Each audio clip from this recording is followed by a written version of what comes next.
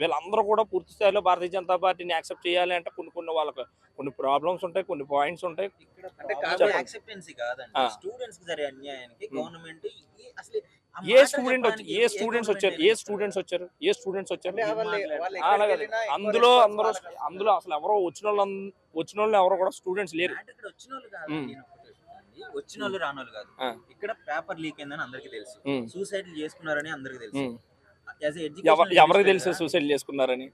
ఎవరికి ఆ! తెలిసిందండి సోషల్ మీడియా అంతగానో చచ్చిపోయిన వాళ్ళ శవాలు వాళ్ళ తల్లిదండ్రులు వచ్చి ఏడుస్తున్నారు మీడియాల ముందు. మీకు తెలీదంటే ఇంకా అది ఇట్స్ జోక్. నేనేం మాట్లాడలేను దాన్ని. సోషల్ మీడియాలో ఎవరో ఒకరో ఇద్దరో పొరపాటున చనిపోతే దాన్నే హైలైట్ చేసి ఇద్దరు చనిపోయిన దానికి 100 మంది చనిపోయారు, 50 మంది చనిపోయారు అని చెప్పి తప్పుడు రాతలు రాసే బ్యాచ్ ఉన్నారు. అట్లాగే దీన్ని ప్రమోట్ చేసే పెయిడ్ బ్యాచ్ పేటీఎం వాళ్ళు కూడా ఉన్నారు.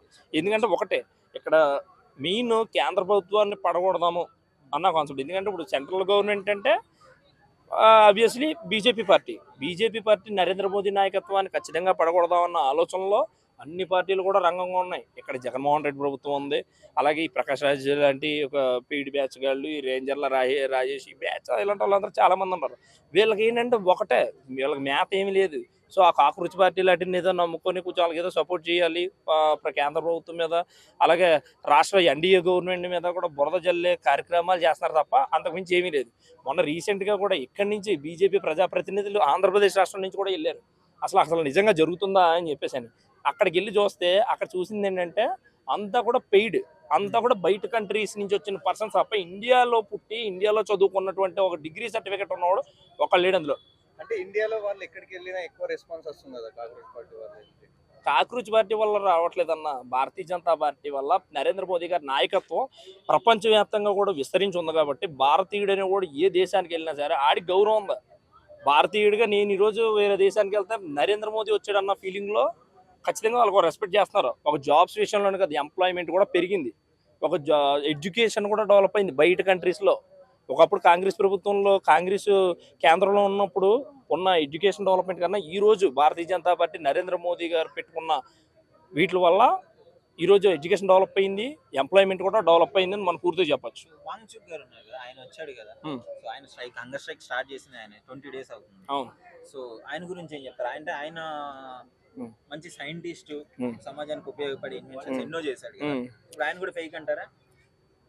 ఫేక్ అని నేను చెప్పను, కానీ వీళ్ళు ఏంటంటే ఫస్ట్ థింగ్ ఏంటంటే ఇక్కడ ఎడ్యుకేషన్ దగ్గర నుంచి అంటే వీళ్ళకి మాకు ఉద్యోగాలు లేవని విధంగా, లేదంటే ఎడ్యుకేషన్ సిస్టమ్ బాగాలేదనే విధంగా, లేదా నీట్ పేపర్ లీక్ అయిందనే విధంగా ఇక్కడ ప్రాపర్గా ఎక్కడో చైన్ పట్టుకుంటే మొత్తం డొంక అంతా కదిలినట్టు మెయిన్ వచ్చేసి నరేంద్ర మోదీని టార్గెట్ చేస్తారు వీళ్ళందరూ కూడా.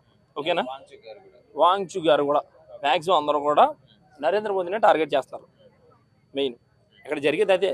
సో దీన్ని ఏం చేస్తున్నారంటే ఓకే ఎవరో సైంటిస్ట్ వచ్చాడు, లేకపోతే ఈ ఆర్టిస్ట్ దీనికోసం ప్రశ్నించాడు, దీని గురించి స్పందించాడు అని చెప్పేసి దీన్ని కొంచెం ఈ పెయిడ్ బ్యాచ్ లాంటి వాళ్ళు హైలైట్ చేస్తున్నారు అంతే తప్ప ఇందులో అసలు విషయం ఏమీ లేదు. అయితే ఒకటి జరిగేది ఒకటే, బయట ప్రజల వరకు వచ్చేది ఒకటే. ఇదైతే మొత్తం పూర్తిగా రాంగ్ ఆన్సరింగ్ అనేది ప్రజల్లోకి వెళ్తుంది. ఇక్కడ మెయిన్ ఏంటంటే ప్రతి ఒక్కడికి పొద్దున్న లెక్సిన దగ్గర నుంచి ప్రతి ఒక్కడికి ఫోనే చేతిలో ఉంటుంది. ఇన్స్టాగ్రాము, యూట్యూబే చూస్తూ ఉన్నారు. ప్రపంచం అంతా కూడా వాటిలోనే బతుకుతుంది.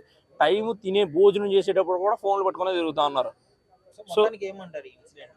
ఖచ్చితంగా ఇదంతా కూడా భారతీయ జనతా పార్టీ ప్రధాని నరేంద్ర మోదీ గారి మీద బురద చల్లే ప్రయత్నం తప్ప ఇందులో వీళ్ళ గొప్పగా సాధించి బొద్దింకలు కొత్తగా సాధించేది అయితే ఏమీ లేదు.